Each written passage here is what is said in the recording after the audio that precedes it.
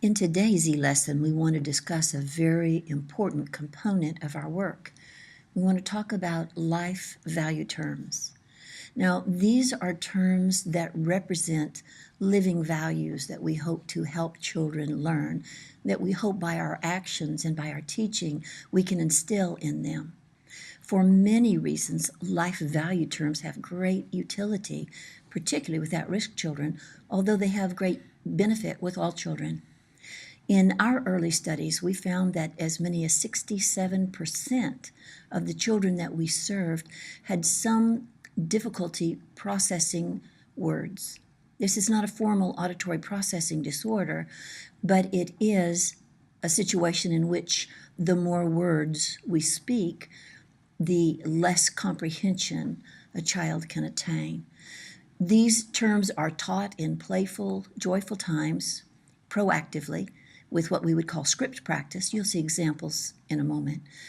And then when we're in a situation that requires redirection, we can call on the familiarity of those terms and the practice and the learning that occurred in a good time. And so in many ways, life value terms are taught proactively through play, nurture groups, playful, joyful interactions, and then they're available for us in times that are more complicated. So they can be a proactive strategy as well as a responsive strategy. It's important to think about, for example, a football team that practices and practices and practices, and then on the field there are 2 or 3 words, and the whole team knows exactly how to move together in coordinated effort. For example, those who are in the military, the armed forces, the Marines, there's a great deal of practice because when they're actually under fire, these men and women need to be able to communicate quickly and simply very important messages. And so we're going to look at 5 clips that will exemplify some of these life value terms and how we might try to transfer them. In this first example, we have a young child who has actually had to leave public school for a full year because of his behavior in school. Now, this is a child from hard places. He is quite dysregulated because of his history, prenatally and postnatally. So this is a vulnerable child. He appears to be a mischief maker. But if you understand what is behind this behavior, we can deal with these things very effectively, and that's where scripts can be of great benefit. You'll hear some subtext that will become familiar over time as you go through these lessons, but a primary text will be listen and obey, and then listen and obey first time. Now notice that when we've talked about voice control, it's going to be important if we're going to use these scripts that they're given in a non-threatening way, but with a tone of authority that says, please listen to me. I'm here to help you succeed. So here is this youngster, John Nathaniel, playing in our sensory room and working on listening and obeying.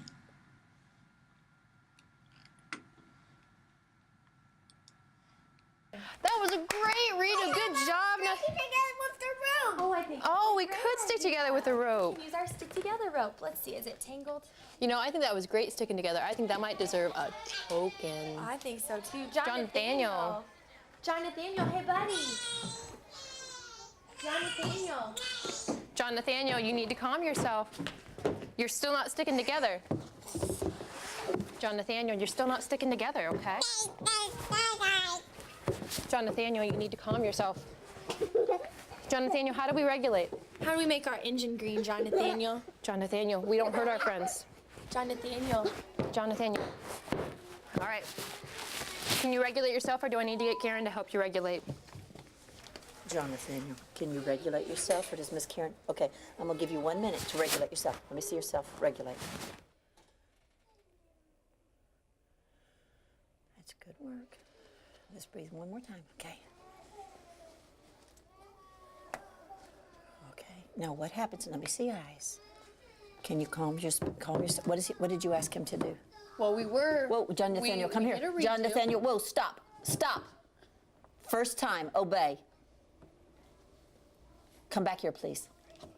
Good obeying first time. Oh, that was good job, buddy. If you were to see this child's sensory profile, you would see that he is trying to seek sensory needs with all the spinning and rolling. And actually the dysregulation is a part of fragile brain chemistry and the sensory needs. But in this circumstance, there was subtext about helping him regulate. We used a number of artifacts that you have learned about and will continue to hear about, like breathing, trying to give me eyes, and so forth. But a primary script here, life value term, was listen and obey.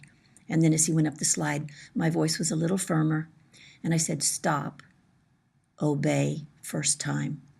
And he was able to hear and process that information. So we find great utility in times. Now, we still need to meet the sensory need that's causing this behavior, and we still need to help him regulate.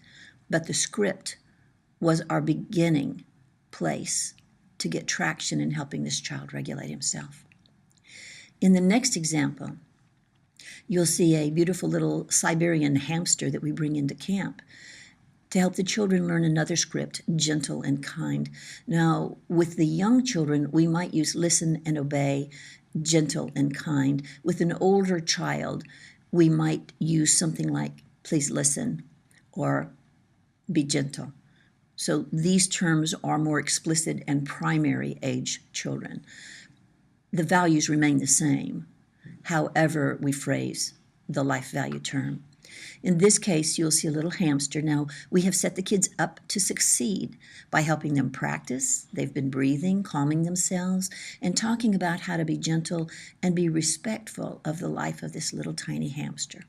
And so you'll see first the little hamster in its round ball rolling around the room as the children become introduced to its presence, and then each child having an opportunity to hold the tiny hamster. Now, we're making memory books, and so each child you'll see is getting a picture made with the hamster.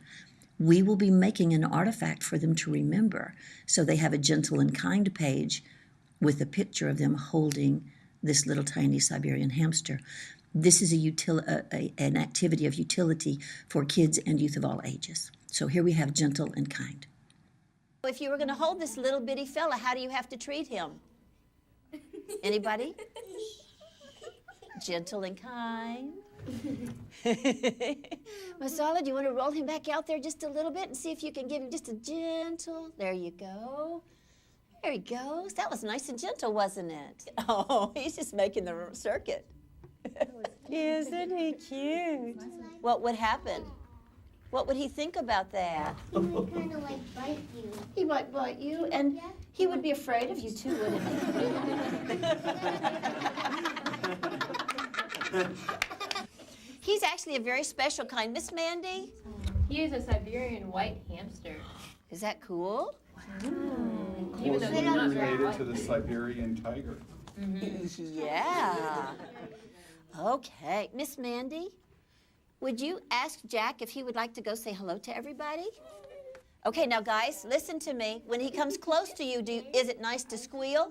Is it nice to touch him hard? No. So we're going to be gentle and kind. If you need to calm yourself, breathe. And everybody gets to say hello to Jack and get their picture taken for their memory book. Mandy's going to come put little Jack in your hand for just a minute, and we're going to get a picture. Ooh. Do I have to wash my hands? Yes, we'll all wash our hands in a minute. Do you want to pet him just once before he goes back around? Did you get a picture? All right, that's our gentle and kind page. Oh, fun. Breathe deeply if you need to. Is it tickling? Gentle and gentle. Is he gentle? Can I do that to Jack? Isn't he cute? Would that be gentle? How we give John Nathaniel a turn? Alright, let me see. My hands smell. Can I wash my hands? We'll go wash them. Oh, you know what? After you finish with Jack, just go wash your hands and come right back to group, okay? Now, a subtext in everything that we're doing is respect. We talk to the children with respect. We ask them to talk to us with respect. And we teach them to value life in all its forms, even these tiny forms, such as this hamster, and to treat that form with respect. So when we did listen and obey, in the first clip, we're asking this young man to treat his buddy with respect and listen to the words. In this clip, we're looking at being respectful and gentle and kind with the life of this tiny hamster.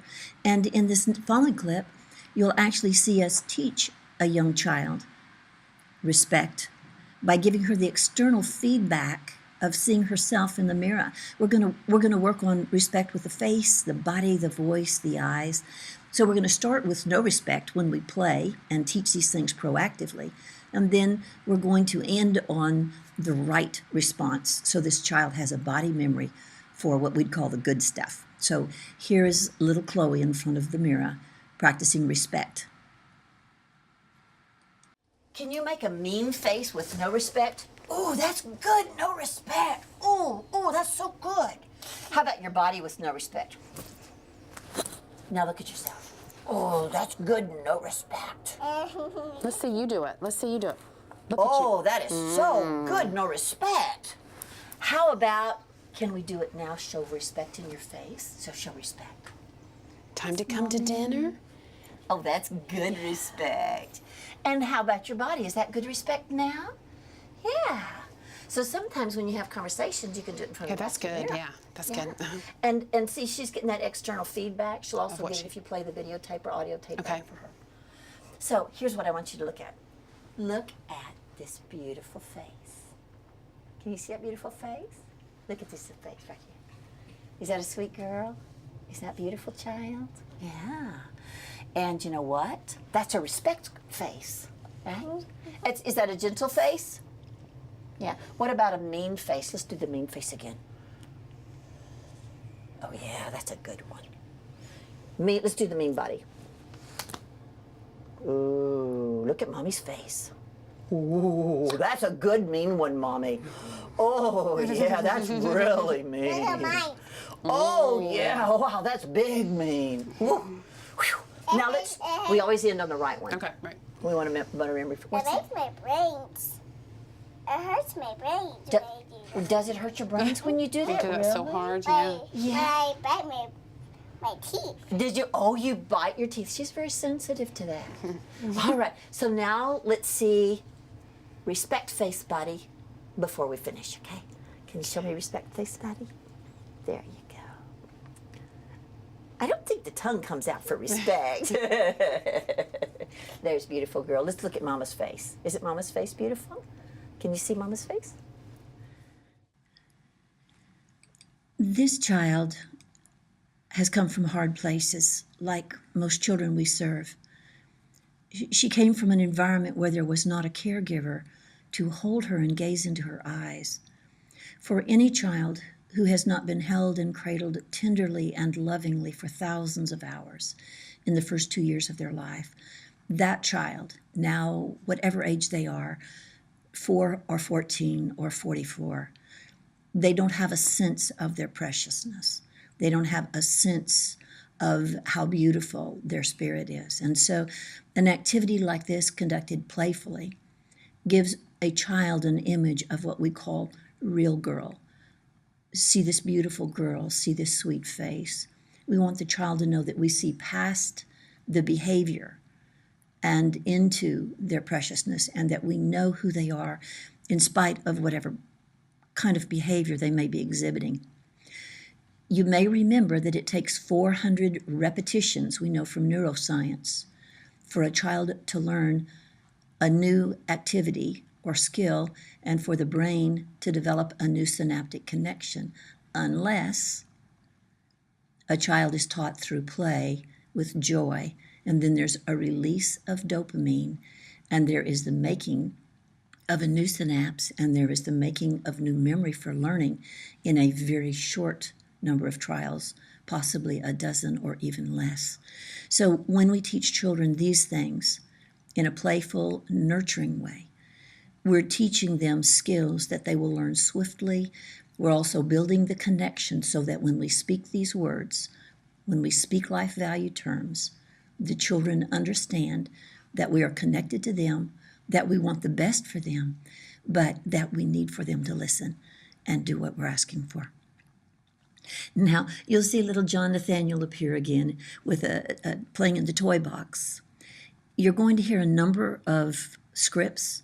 We will be again helping him try to be respectful by asking for permission with good words. We'll be asking him to help regulate. I'm going to have to make a number of changes in my strategies with John Nathaniel because we're preparing for group. And so what you'll see is some shifts coming out of the environmental change and what is fixing to happen. But primarily in this activity, you'll see a demonstration of a life value term that we would say use your words. So we're trying to teach children they have a voice. They need to use their words, not their behavior, to get their needs met. And as ways that we teach them to use their words, we might give them an opportunity for choices or for compromise. We're also asking them we'll ask him to do a tiny dance when I say fair enough, or a buddy says fair enough. We're hoping that our children that we're serving will say fair enough too. It's using their words in a little bit of a connectedness dance with us. So here is an opportunity to observe a child learning use your words. John Nathaniel, come here, please. John Nathaniel. John Nathaniel. Come here, buddy. Come here. Are we Come here. sticking together? Come here. Just come back and use your words. Come back right now. Use your words. So, whoa, tell Buddy if you want to, John Nathaniel, if you want to compromise, you need to tell Buddy. Can I go over there? Look at her eyes. She can't see you. Can I go over there? Yes, we can go to the group. Good asking. Can I have a fireball? Whoa. Can I have a fireball, please? Would you like a piece of gum? No, I want a fireball. You know, we can do a fireball like right after group. Would you like a fireball right that after group? sound? Because we can have a fireball. Oh, are you asking or telling? I want one right now. Okay, try again with ask for a compromise with good words. Can I have a fireball?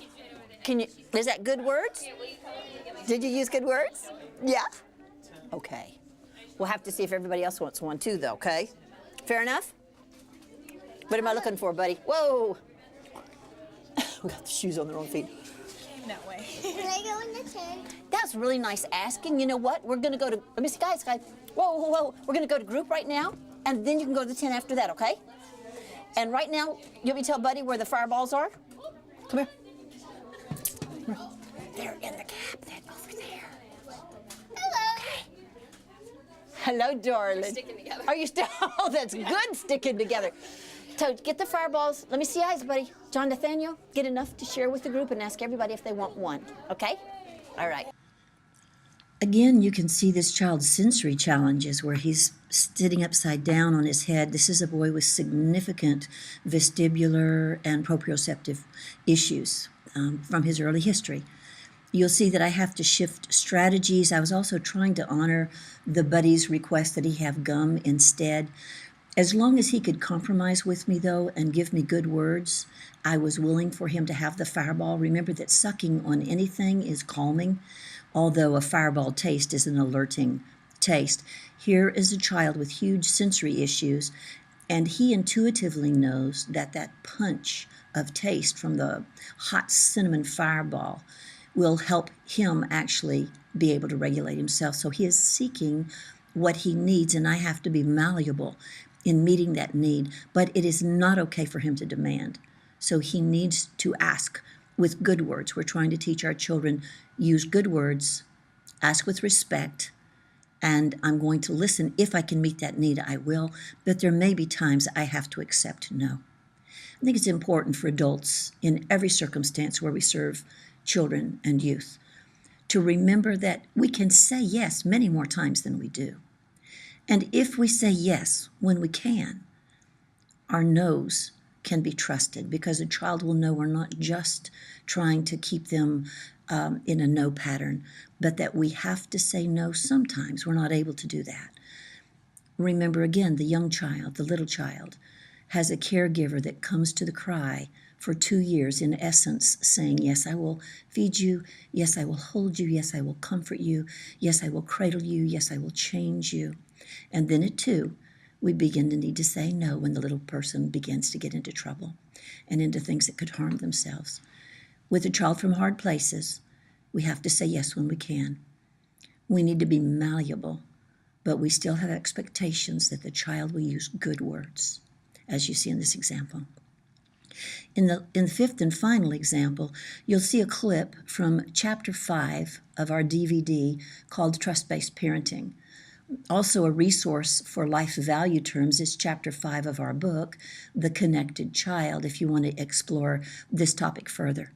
Here you'll see a clip from Trust-Based Parenting that demonstrates with children in different situations a script that we try to use, especially with younger children. With an older child, I might not say, with permission and supervision, I can do special tasks.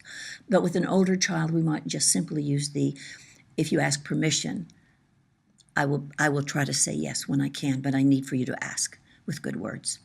So here you'll see from Trust-Based Parenting, Chapter 5, a clip on teaching young children a script, a life value term, permission and supervision.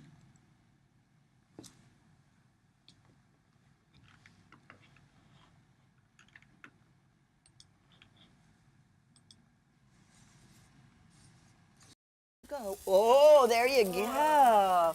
Woo-wee. With permission and supervision. As your child becomes more skillful, you can give him or her the opportunity to do something novel or challenging with permission and supervision. Okay, do you know what adult supervision means? That means when you bring a grown-up outside with you to do it. New experiences increase levels of dopamine, which elevates joy. Look at that. Is that cool? Yes. Can I do it? Can I do this by myself? Sharing these moments enhances your relationship. Is that good? That's pretty good. So now we got to do all these points. These opportunities to do something that's a little out of the child's range of safety, unless they have an adult connected to them, give us a fabulous bridge for making deep connections and for building trust, because we're allowing a child to do something unique and special. We know, as you saw in the clip, that there's a release of dopamine, so there's going to be learning, joy, laughter, and connection to us that will deepen and enhance their ability to learn in even these single trials of learning. You also saw with one child, we used the phone and videotaped her going up the climbing wall. Again, external feedback that lets a child see themselves as they should have seen themselves in the eyes of an attentive caregiver. Now, remember, it's not just a child who's orphanage reared or who is raised by alcoholic parents or drug addict parents that doesn't get this valuing eye contact. It can be a child who had to go to a low quality daycare because a mother's working 3 jobs to bring food home. It can be a child who is with a mom who is doing postpartum depression and for whatever reason wasn't able to hold the child and look into their eyes with this tender, reflective connection. For our circumstances, and in the case of the way that we work with children, we are teaching life value terms proactively through play, through learning experiences like many that you have seen here, through nurture groups. And then when we're in an environment that requires a redirection because of behavior, these scripts have more and more meaning. Now, in some of these clips, you saw a child in the first 2 to 3 days that we worked with them in our summer day camp. Over time, in a very short period of time, working with these scripts, we find greater and greater efficacy in the child's ability to understand what we're asking for and then to be able to do that thing that we've asked for. Life value terms are not just about getting a child to obey. Life value terms are teaching a child to be successful in life. Life value terms are taught through mutual respect, where a respectful caregiver is teaching the child first that they're precious, and second, how to do life in ways that matter.